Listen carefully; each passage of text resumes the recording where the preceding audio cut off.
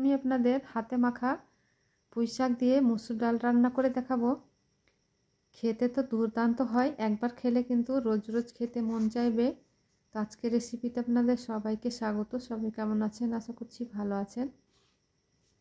তো আমি একটা প্যান আগে থেকে চুলোতে চাপিয়ে দিয়েছি, চুলোটা অন করে নিয়ে এখানে 250 মুসুর ডাল আমি নিয়েছি, এটাকে ধুয়ে পরিষ্কার করে নিয়েছি। আর আলু কুচি নিয়েছি, পেঁয়াজ কুচি, 2 থেকে 3টা কাঁচা লঙ্কা চিরা দিয়ে দিচ্ছি, স্বাদ মতো লবণ, হলুদের গুঁড়ো, লঙ্কার গুঁড়ো, জিরে গুঁড়ো দিয়ে দিচ্ছি, হলুদ এই গরম মশলা গুঁড়ো, আর দিয়ে দিলাম 25 গ্রামের মতো তেল।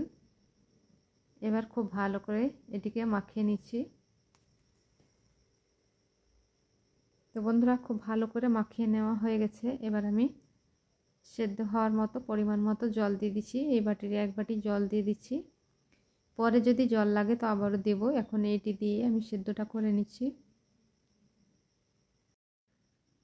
দিয়ে ঢাকা দিয়ে দিচ্ছি, ঢাকা দিয়ে 2 থেকে 3 মিনিট রান্না করলে সেদ্ধ হয়ে যাবে ডালটা। এবার ডালটা সেদ্ধ হয়ে গেছে, এবার আমি পুঁই শাকগুলো কেটে রাখা ধুয়ে রাখা দিয়ে দিলাম, দিয়ে আবারও ঢাকা চাপা দিয়ে সেদ্ধ করে নিয়েছি।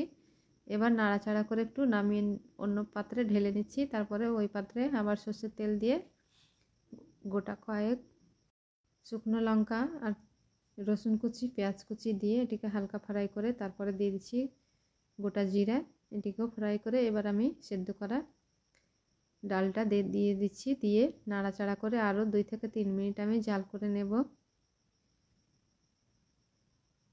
তো বন্ধুরা, 2 থেকে 3 মিনিট আমি খুব ভালো করে জাল করে নিয়েছি, আর দেখতে পাচ্ছেন কত লোভনীয় হয়েছে। দেখতে তো দুর্দান্ত হয়েছে, খেয়ে তো ভীষণই মজার হয়েছিল বন্ধুরা, কি বলবো। আজকে আমি এই রেসিপিটি প্রথম বানিয়েছি, আপনারাও বাড়িতে ট্রাই করতে পারেন, খেতে দুর্দান্ত হয়।